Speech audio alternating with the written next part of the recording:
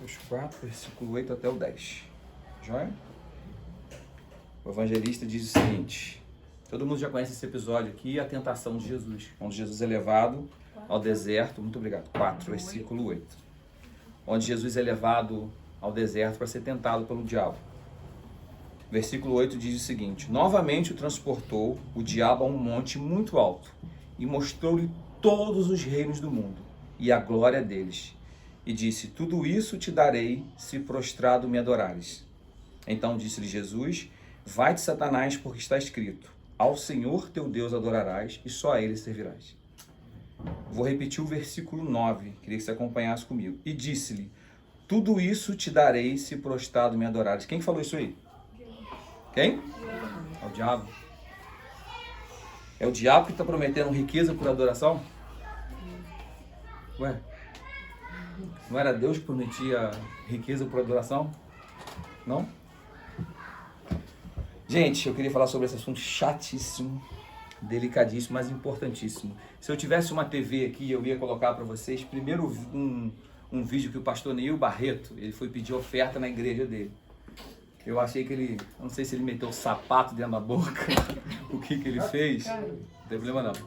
Não tem problema não. Aí o pastor Neil Barreto, ele falou o seguinte, ele falou assim: vem aqui trazer a sua oferta, você que é ofertante, vem trazer o seu dízimo, você que é dizimista, você que não é nada, fica aí onde não é nada. Aí diz o seguinte: mas na verdade você não poderia estar aí sentado, porque essas cadeiras foram compradas com os dízimos e ofertas dos seus irmãos, você deveria estar em pé. Na verdade você não deveria estar em pé, porque esse templo aqui na qual nós estamos foi comprado com o dinheiro do dízimo e oferta dos seus irmãos, você devia estar lá fora. Na verdade, você não devia estar lá fora, porque o terreno foi comprado com dízimos e ofertas dos seus irmãos. Então você não tem o direito nem de estar lá fora. Você devia estar assistindo pela internet. Não, você não devia estar assistindo pela internet. Porque o dinheiro da internet que a gente transmite isso aqui é pago com dízimo e oferta dos seus irmãos. E aquilo para mim foi um choque, e vou dizer para vocês por quê. Porque eu não acredito em dízimo. Então o que eu vou tentar fazer aqui é fazer você odiar o dízimo, e no final eu vou tentar fazer você colocar o seu dinheiro aqui dentro. Esse é o meu desafio de hoje. Beleza? Então, eu queria falar a gente já começou sobre isso aqui, na verdade a gente está revisitando uma mensagem. Então eu vou procurar não me ater a uns pequenos detalhes. Detalhes tipo como, é bruto ou é líquido? Isso me irrita de um jeito. Isso me irrita de um jeito. Não sei se vocês já viram, não sei se vocês seguem algum pastor em Instagram, essas coisas assim. Aí volta e meia aparece aquelas caixinhas de pergunta. Aí vem o cara assim e pergunta: é dízimo do líquido ou do bruto? Cara, isso me dá um ódio. Isso me dá um ódio. Por que isso me dá uma raiva? Porque para mim isso é de uma infantilidade. O Caio Fábio usa... Caio Fábio, olha, tomara que essa mensagem nunca cai num pastor tradicional. O Caio Fábio usa a seguinte expressão, eu acho que é pesada demais. Ele fala que isso é coisa da nossa síndrome de Down espiritual. É coisa da nossa... Sabe, leitinho? O apóstolo Paulo, ele fala, ó, quando é menino, a gente trata com leite. Mas conforme vai amadurecendo, a gente trata com alimento sólido. Certo? E isso... é exatamente a forma como a gente vai tentar aprender a lidar com o dízimo. Vamos lá, Deus criou a lei, certo? Por que Deus cria a lei? Porque existe um povo escravo que vivia debaixo de um rigoroso sistema, joia? E agora eles estão livres caminhando pelo deserto. Geralmente, não tem aquela expressão que quem não come melado quando come se lambuza? Os caras foram escravos e de repente eles estão livres pelo meio do deserto. E Deus fala assim: eu não posso deixar essa bagunça. Não posso deixar desse jeito. Então Deus começa a inserir, através do seu servo Moisés, leis. E Deus vai instituindo para o povo para fazer o quê? Educar o povo. Lembrando que a gente está falando de um povo primitivo. A gente está falando de hebreus de milhares de anos atrás. A gente não está falando de filósofo grego, a gente não está falando de filósofo francês, né? A gente não está falando disso, está falando de iluminismo, a gente está falando de um povo simples. Então Deus dá normas simples para pessoas simples. Joia? E aí isso já começa a entrar nos mínimos detalhes. E o dízimo foi na lei ou o dízimo é anterior à lei? Vamos lá. Teoricamente o dízimo é anterior à lei. Joia? Mas eu não queria falar sobre isso nesse momento. O que eu queria falar é o seguinte. Primeira coisa, o dízimo é uma forma de cultuar a Deus. Oferta, apesar de eu odiar essa palavra, eu vou ter que usá-la hoje. É uma forma de você cultuar a Deus, é uma forma de você adorar a Deus. Você adora a Deus como? Você adora a Deus com seus lábios, com a sua voz, por quê? Porque é seu. Você adora a Deus com o seu tempo, porque você vem aqui. Você adora a Deus com a sua gasolina, porque você não vem voando para cá. Você adora a Deus com compromisso, porque às vezes você tinha um compromisso para vir e você preferiu vir aqui. E a adoração, ela começa com uma coisa fácil, mas ela vai estreitando como tudo que Jesus disse. Você adora a Deus com o seu tempo, e às vezes você não tem tempo para adorar a Deus com o seu tempo, porque você tem tempo para vir aqui, mas você tem tempo para parar o seu serviço para dar atenção a alguém? Para bater um papo? Agora eu estou enrolado. Adoração a Deus. Você adora a Deus com o seu tempo. E aí quando fala de botar a mão no bolso, eu tinha um patrão que falava, se você botar a mão no... Quando o cara é criança, você bate no bumbum dele. Agora quando ele é grande, você mete a mão no bolso dele que ele pula, que ele arrepia. Mas o dízimo é uma forma de adoração a Deus. Ofertar é uma forma de adoração a Deus. Como você quiser chamar, por mim eu tirava dízimo e oferta, eu escrevia gratidão ali. Vou chegar lá no porquê. Mas é uma forma de culto a Deus. A segunda coisa que eu queria falar é que independente do dízimo ser lei ou ser graça, o dízimo ele tinha fundamentos. Fundamentos. Eu vou ilustrar pelo menos 2 fundamentos de dízimo. O primeiro fundamento, que eu acho que é o mais importante do dízimo, é a gratidão. Por que o cara dizimava? Alguém me ajuda? Geralmente dizimava-se em... Vamos interagir. Dizimava-se como? O pessoal antigamente. Grão. Não, primeiramente o cara... Ele produzia. O que ele produzia, exatamente. Ele dizimava com o fruto do seu trabalho. Joia? Então ele dizimava com o fruto do seu trabalho. Só que entenda o seguinte, ele não dizimava para que Deus, o homem do campo não dizimava para que Deus lhe desse a chuva. Ele dizimava por quê? Gratidão de que ele plantou. Porque Deus tinha dado a chuva. Por que eu estou falando sobre isso? Porque eu queria falar exatamente, eu achei maravilhoso isso, porque eu prometi que ia falar sobre relações utilitárias. Relações que você tem, por quê? Porque você ganha alguma coisa. E não tem nada mais diabólico que foi mais corrompido por como essa questão do dízimo. Por quê? O que a gente leu aqui no versículo 9? Tudo isso te darei se prostrado me adorares. Eu acho maravilhoso. Ele tem tirinha, aí está escrito embaixo, podia ser Deus, mas é o diabo. Quem está te prometendo coisas por adoração não é Deus, é o diabo. Portanto, tudo que era feito e um dos fundamentos principais sobre o qual dízimo, oferta, gratidão, seja lá como você quer chamar, tem que estar baseado em gratidão. Deus te deu alguma coisa? Você está com saúde para trabalhar?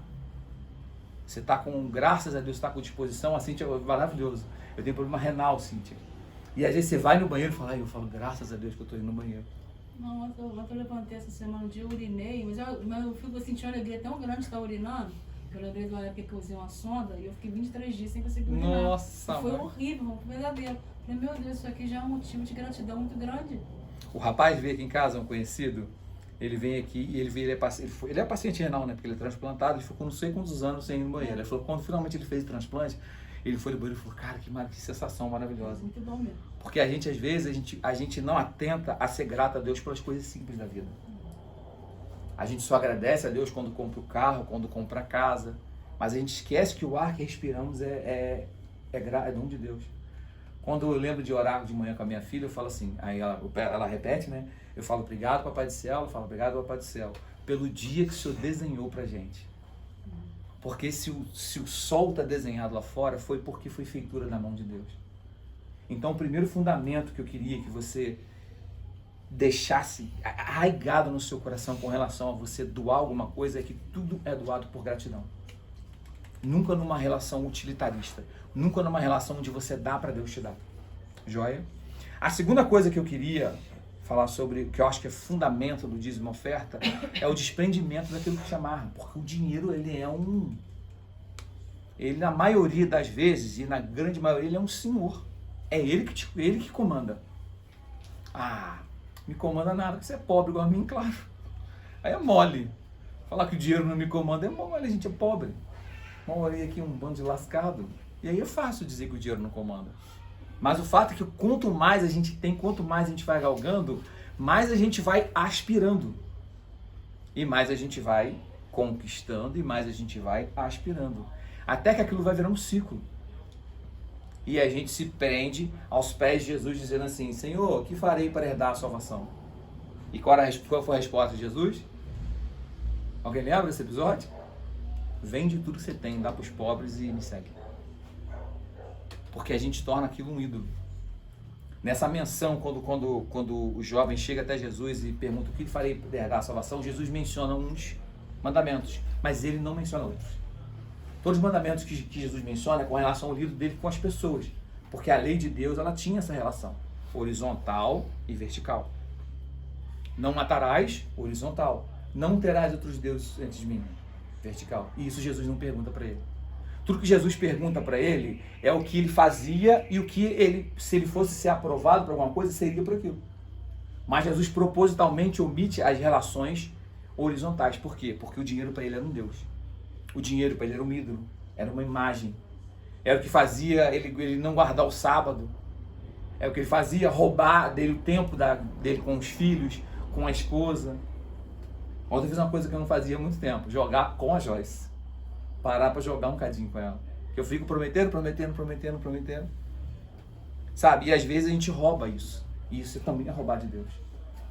Então, o segundo fundamento que eu queria que você fixasse bem é que quando você doa algo, você se desprende.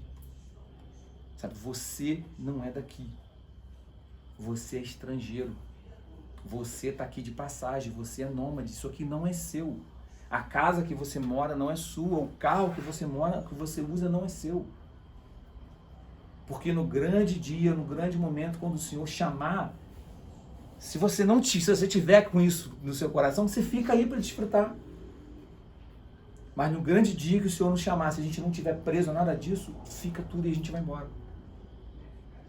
Todas as riquezas tinham um hino. Nossa, deixa eu até que eu falei sobre ele aqui, um velho. É velho que eu sou velho, hino da harpa. Passarinhos e belas flores, eles querem me encantar. São vãos terrestres e esplendores, mas eu contemplo o meu lar. A letra é meio esquisita, né? Porque é coisa de velho, igual a mim. Mas ela está dizendo que as coisas do mundo querem encantar a gente. Elas querem ser uma âncora no coração da gente. Querem ancorar a gente aqui. Quando em contrapartida, toda vez que a gente doa, toda vez que a gente se doa, toda vez que a gente se desprende daquilo que amarra a gente está saindo um pouquinho, a gente está voltando um pouquinho para casa. Então, os fundamentos que você deve ter em mente, sempre que você for doar alguma coisa, primeiro eu estou sendo grato a Deus por tudo que Deus me fez. Já comentei uma vez aqui que eu tinha uma mania, eu achei que eu estava ficando mal educado, mas no meu coração não era. Que as pessoas falavam assim, Deus te abençoe. Eu falava assim, já abençoou. Já abençoou. Ele já me abençoou tanto que eu estou retribuindo a bênção que Ele me deu na sua vida. Eu parei de dizer assim, mas o sentimento eu acho que ainda tem que ser esse. Deus te abençoe. Então, dentro do seu coração você fala, Deus te abençoe. E em gratidão ao que Ele me abençoou, que eu estou abençoando você. E o segundo é, Deus está vindo me buscar e eu vou para casa. Essa casa aqui é alugada. É sua nada. Tudo que você está é alugado e emprestado. Você é administrador daquilo que Deus te deu. Não é isso que Jesus ensina na parábola? Nada disso aqui é seu. Você é administrador daquilo que Deus te deu. E todos nós, segundo a parábola, somos administradores que estaremos em falta. Segundo a parábola, todos nós somos maus administradores daquilo que temos. E o mais maravilhoso é como aquele homem conseguiu ser visto bem aos olhos do seu Senhor. É que ele pegou e usou de misericórdia com aqueles que deviam para ele. Quanto você deve, meu patrão? Eu devo 70, bota 50, paga aqui, está tudo certo. Quanto você deve? Eu devo 40, bota 20, paga aqui, está tudo certo. E Jesus ensina que o Senhor olhou e louvou a atitude daquele administrador. Nada temos, nada é nosso. E tudo quanto a dívida, quanto nós temos, porque somos pecadores, ela é paga com aquilo que a gente manifesta de graça e misericórdia na vida de alguém. Mas, propósitos do dízimo. O dízimo tinha alguns propósitos na lei, tá? Eu não vou ler isso aqui não, eu escrevi, mas não vou ler não. Vou ler não. Melquisedeque recebe dízimo. O rei de Salém recebe dízimo de Abraão. Isso é antes da lei. Então havia dízimo antes da lei, tá? Só para te esclarecer. Mas em Juízes, se não me estou enganado, Números diz o seguinte: eis que aos filhos de Levi dei todos os dízimos em Israel, por herança pelo seu serviço, que realizaram o serviço da tenda da congregação. E nunca mais os filhos de Israel chegarão à tenda da congregação, para que não levem sobre si os pecados e morram. Vamos lá. Deus tirou o povo do Egito, da escravidão para a liberdade. Joia? E o que o povo teve a brilhante ideia de fazer? Deus, mora aqui com a gente. E Deus falou, vou matar vocês são muito doidos. Vocês são sangue muito ruim. E Moisés com aquela lenga-lenga dele, vamos montar uma casa para você. E aí, Deus faz o quê? Dá as instruções, então toma a tenda. Vamos fazer uma tenda e toda vez que eu for me manifestar, eu vou descer aqui. Essa aqui para vocês é a minha casa. Minha casa é o alto céu, mas para vocês é a minha casa. E aí começa a se destacar, Deus separa uma tribo para quê? Para cuidar daquele templo. E de onde esse povo tirava dinheiro? Não tinha dinheiro, porque o trabalho do povo era o campo e os bois. E assim Deus tinha determinado que daria uma herança em terra para quê? Para que o povo plantasse, que o povo criasse animais, porque a vida era simples assim. Só que Deus separa pessoas, uma tribo, que era a tribo de Levi, e pega e determina que eles iam receber, que eles iam viver daquilo. Então, o primeiro propósito do dízimo na lei era para quê? Era para a manutenção, era o direito de herança dos filhos de Levi, porque eles não tinham direito à terra. Então, o primeiro propósito do dízimo era esse. Era que fosse de alimento para a tribo de Levi, que não tinha direito à herança. O segundo propósito do dízimo, e aí já começa a coçar, porque se a gente hoje em dia vê igrejas como templos, a gente vê pastores e obreiros como tribos de Levi. E aí eles têm que ir. E eu não estou dizendo que não devem receber. Tá? Eu não estou dizendo que cada comunidade tem a sua necessidade. Eu peço a Deus que se a nossa comunidade, peço a Deus não, que eu tenho no meu coração firmado um propósito, que se algum dia a gente tiver a necessidade de que alguém seja remunerado, eu sei exatamente quem vai ser remunerado. Sei exatamente quem vai ser remunerado. Está aqui, Deus a seu tempo, se for da vontade dele. Certamente, se for da vontade de Deus, não serei eu. Então, assim, não acho que é injusto se a comunidade tem a necessidade de que alguém seja remunerado. Tá? Eu não acho que isso é uma injustiça.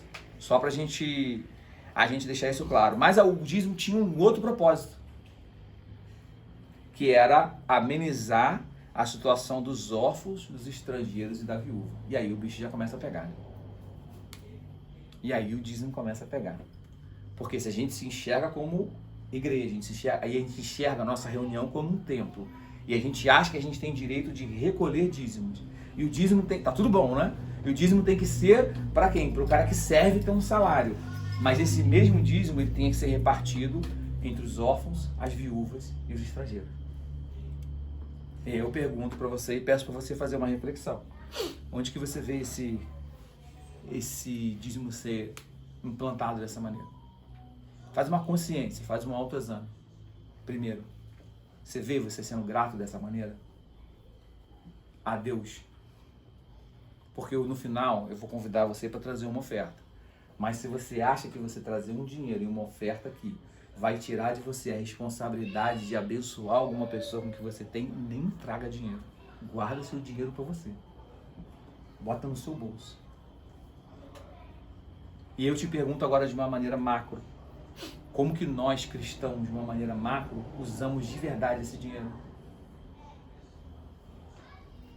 Na época da política, eu vi um monte de cidadãos prestando culto de adoração a políticos, e eu fiquei imaginando se, em vez dos cristãos estarem prestando culto de adoração a políticos, esse é o pai do Brasil, ou esse é o candidato de Deus, se eles se reunissem para fazer um hospital, um asilo, um orfanato.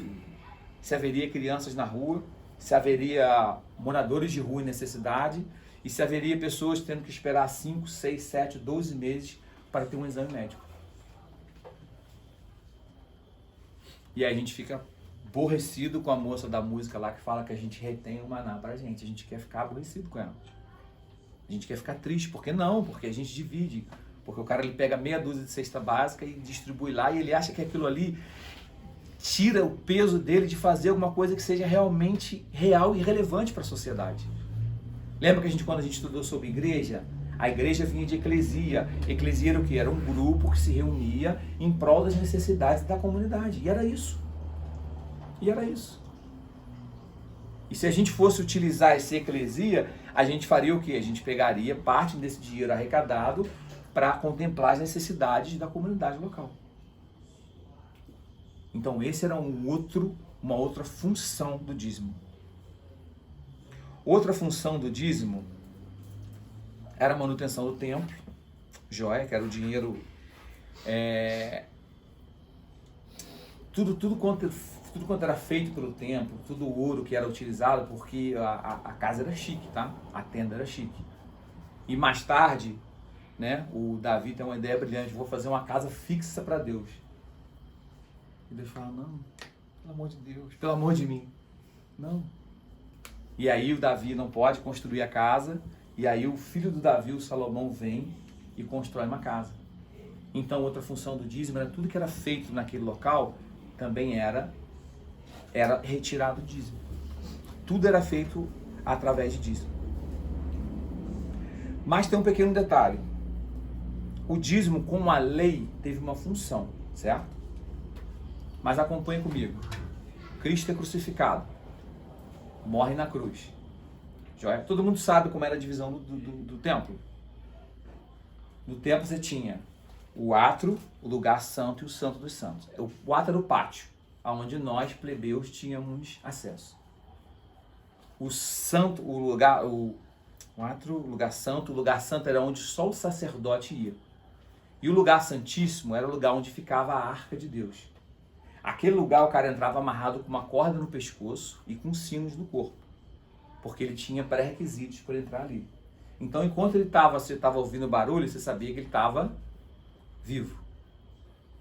E quando aquele cara parava de fazer barulho, podia puxar a cordinha e mandar as condolências para a esposa dele. E aquilo era separado por um véu. Tinha uma cortina.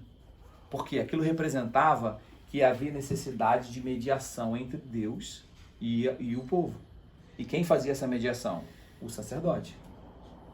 Joia? Mas aí vem o tal do Jesus. O Jesus morre. E dentre todas as coisas que acontecem, no momento que o Jesus morre na cruz, que ele fala está consumado, o templo que o Salomão construiu, que já nem era mais, porque tinha sido derrubado, e veio Neemias e reconstruiu o templo, aquele véu que tinha, ele se fende.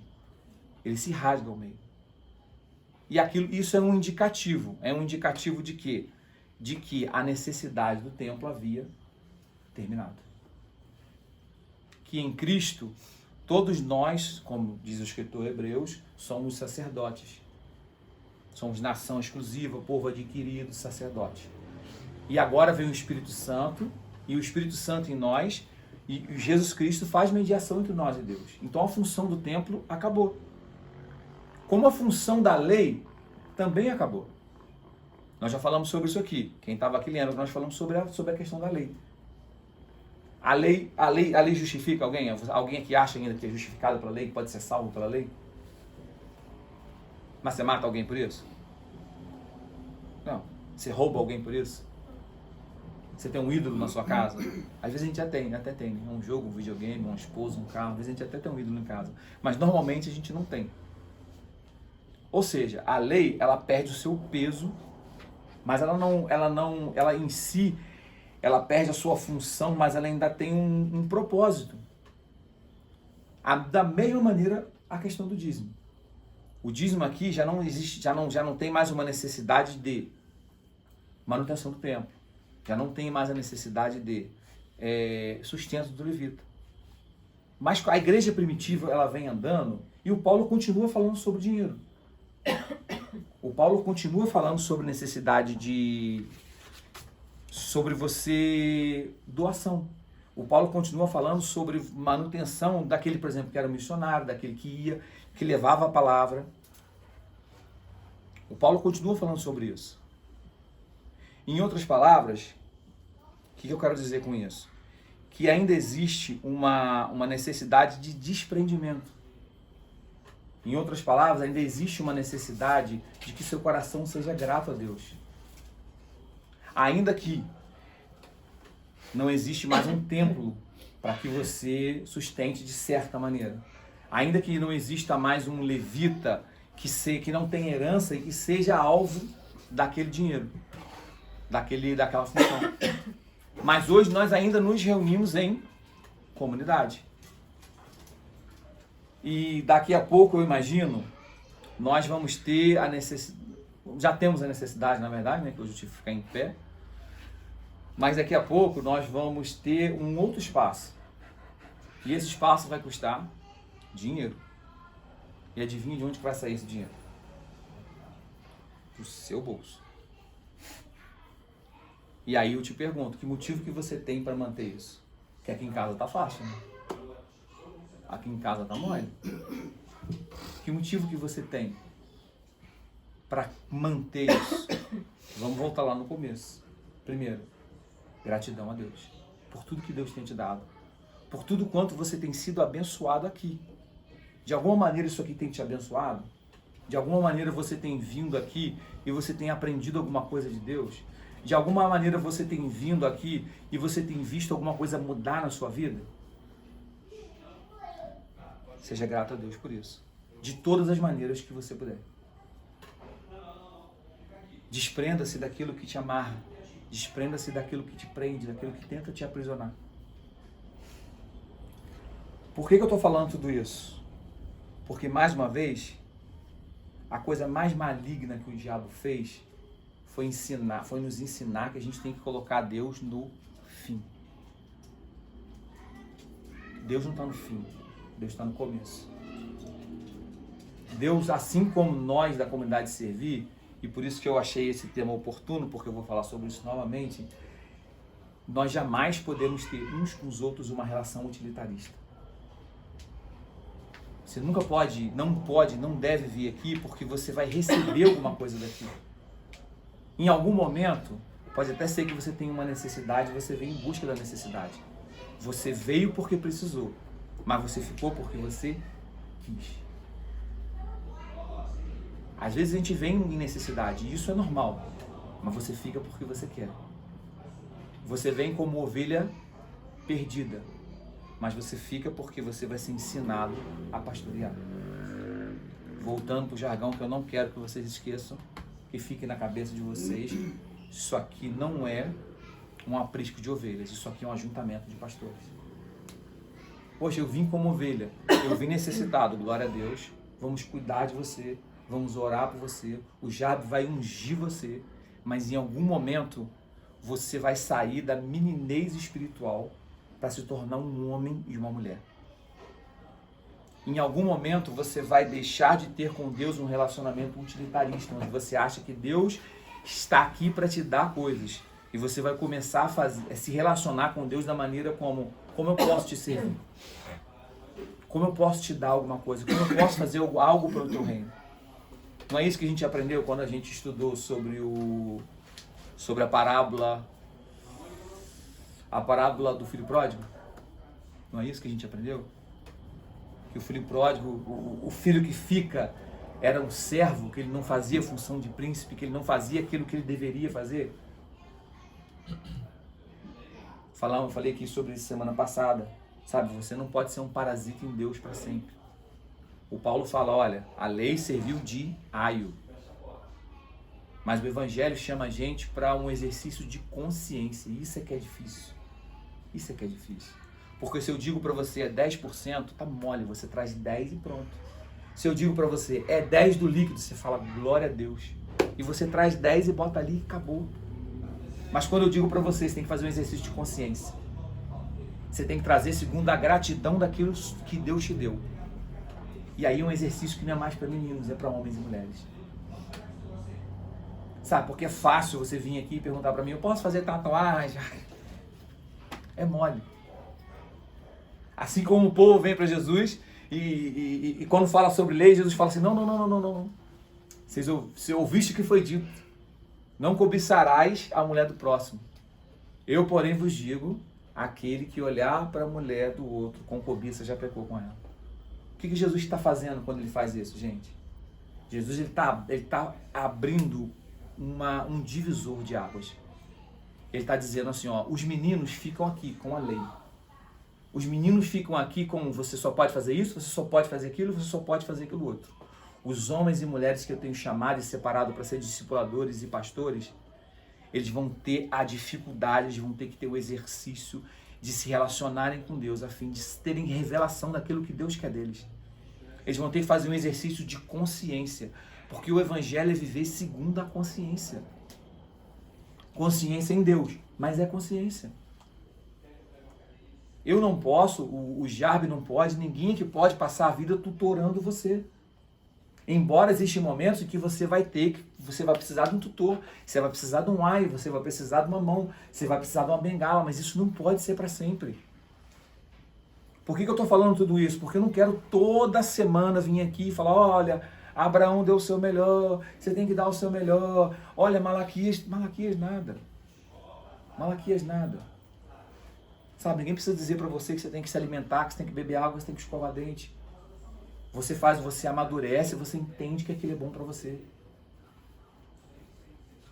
Sabe, eu queria convidar você para além de dízimos e ofertas, sabe, para além de lei e graça, a fazer um exercício de consciência, a entender que Deus está nos chamando para maturidade. Isso não tem nada a ver com percentual de valor. Isso não tem a ver com o que eu posso, com o que eu não posso. Tem a ver com o que eu vou ser em Deus. Sabe, o céu é mais do que um lugar para onde eu vou. O céu também é o que eu me torno. Sabe, o convite de Jesus é esse, é maturidade. E por isso que a gente botou esse bendito desse gasofilaço aqui. Porque Deus hoje vai te pedir para você avançar mais um passo no sentido da maturidade. Que é, o dízimo cai como obrigação, mas não cai como fundamento. Se desprender daquilo que te prende. Se você não lembrar de nada que eu falei, lembra só disso. Que o evangelho é um convite à maturidade, é um convite à consciência e é um convite à repulsa a qualquer tipo de relação utilitarista. Deus é seu pai e eu duvido que você se relaciona com seu filho de maneira utilitária. Eu duvido que você olha para o seu filho olhando para ele com aquilo que ele pode te dar. Eu duvido. Imagina, a Joyce nasce, eu tenho problema de rim, eu pego no colo, passo a mão aqui atrás dela e falo, minha filha, se o meu parar, tem um garantido aqui. Eu duvido que você se relacione com seu filho falando, rapaz, quando eu chegar a uma idade, se eu chegar a uma idade que eu não puder levantar, que eu não puder tomar banho, Matias, grandão, fortão, eu duvido. Eu ainda brincava, para quem não sabe, a Joyce ela nasceu de uma inseminação artificial. E antes da Joyce nascer, eu brincava assim, falava, essa menina tá saindo caro. Quando ela nascer, ela vai ter que me pagar cada centavo. E quando eu peguei a Joyce no colo, você é bobo. É o pateta dela. Nada pelo que ela pode fazer por mim, tudo pelo que eu posso fazer por ela. Sabe, Deus é teu pai. Deus não se relaciona com você por causa de nada que você pode dar para ele. A presença de Deus não se manifesta aqui porque você faz um culto bom. Deus não vem atrás de culto bom. Quem vem atrás de culto bom é a gente. O louvor tem que ter 2 vozes, senão não vou. A gente que é bobo. Deus não veio para cá, Ele não habita, Ele não mandou o Espírito Santo habitar dentro de você porque você é bonzinho. Deus mandou o Espírito Santo, Deus habita em você e ouve suas orações porque Ele te ama, porque Ele é seu Pai. E porque antes que você nascesse, como Deus chama Jeremias e fala, olha, antes que você nascesse, antes que eu te formasse no ventre da sua mãe, eu te chamei e te dei as nações para o profeta. Você é meu, você foi planejado por Deus, você foi criado, você foi pintado por Deus. Deus não tem com você uma relação de utilitarismo.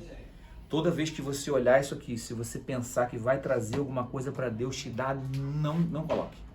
Não traga. Deus não tem compromisso de te abençoar pelo que você dá.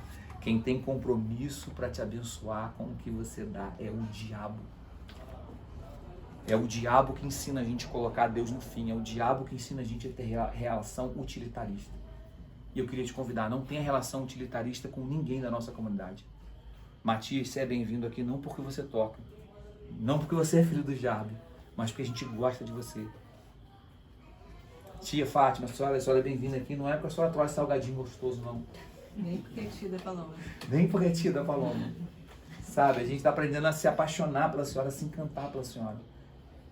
Sabe, todos vocês que vêm aqui de alguma maneira, já não é porque você comprou óleo ungido não, fica tranquilo, tá? Pagou do bolso dele ainda. Sabe, o Evangelho está convidando a gente a se relacionar uns com os outros de uma forma como família. Culto deveria ser mesa. E deve ser mesa. E é por isso que a nossa liturgia não vai terminar no fim da pregação. Por isso que a gente ainda vai orar para os enfermos. Por isso que a gente vai compartilhar as bênçãos. Por isso que a gente vai compartilhar a oração. Mas nunca esqueça disso. Nunca traga nada para a casa de Deus pelo que Deus pode te dar. Tudo que você puder, que você fizer por Deus, faça porque Deus já te deu.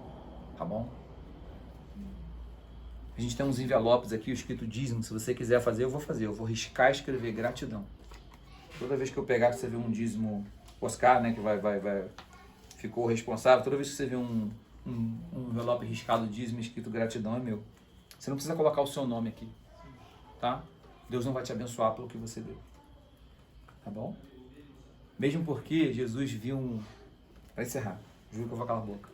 Jesus estava no templo e ele viu que os fariseus vinham e tiravam a nota de 100, bolo de nota de 100 reais e pá, jogava em cima do gasofilaço.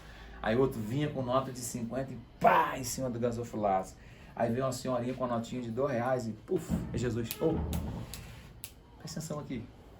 Quem que deu mais? Deu mais foi o pastor, o reverendo, o rabi. Deu de nota de 100. Ele falou, não. Quem deu mais foi a senhorinha que deu 2 reais. Porque eles lhe deram daquilo que sobrou. E a senhorinha deu tudo que tinha. Tá dizendo, Jorge, que a gente tem que pegar tudo que a gente tem em casa e trazer para casa? Deus que me livre. Não faça um troço desse, não. Mas tudo que você fizer, faça por gratidão e faça pelo que Deus colocar no seu coração. Jorge, dízimo é 10%, dízimo é o percentual que Deus colocar no seu coração. E aí você vai ter que fazer um exercício. É entre você e o Jarbe, é entre você e o nosso tesoureiro? Não, é entre você e Deus. Tudo quanto você resolver abençoar, vai ser entre você e Deus. Não precisa colocar seu nome aqui. Não precisa ficar constrangido se você não tiver, não tem problema nenhum. Deus não vai te deixar de te amar porque você não deu. Assim como você não deixa de amar seu filho quando você pega ele incendiando a cozinha, quando você pede ele nadando dentro do banheiro. Deus não vai deixar de te amar. Não esquece disso. Deus não tem uma relação utilitarista com você. E se você resolver ter uma relação utilitarista com Deus, certeza de que aqui você não aprendeu isso. Amém? A gente vai... Matias, faz mais um barulho pra gente aí, por favor. Matias vai fazer um barulho aí. E se você quiser, tiver alguma espécie que você queira fazer uma doação, você recebeu um envelope, tá? Nós temos visto... Isso aqui é colado mesmo, gente? É. Nós temos visto alguns locais, e aí encerramos a mensagem e eu queria começar os apelos. Nós temos visto alguns locais aqui próximos que podem ser que futuramente venham a abrigar a nossa comunidade. Eu queria pedir que você primeiro orasse nesse sentido. Para que tudo que for feito seja feito segundo a vontade de Deus. Para que a gente tenha certeza absoluta de que para qualquer lugar que a gente ao sair daqui for, seja feita a vontade de Deus. E o segundo convite que aí que eu quero te fazer é que você ore no sentido de que Deus te oriente, Deus te norteie, para que você possa estar abrindo seu coração e doando segundo a sua gratidão, segundo aquilo tudo que Ele tem te dado, tá? Por enquanto, você vai jogar ali o quanto você quiser. Futuramente, se a gente tiver um espaço, a gente vai sentar como adultos maduros. E assim vai ser, tá? Vamos sentar como adultos maduros e vamos, em reunião, que eu detesto essa palavra reunião, mas em reunião nós vamos nos voluntariar com quanto que cada um se pode doar para que a gente faça a manutenção do nosso tempo.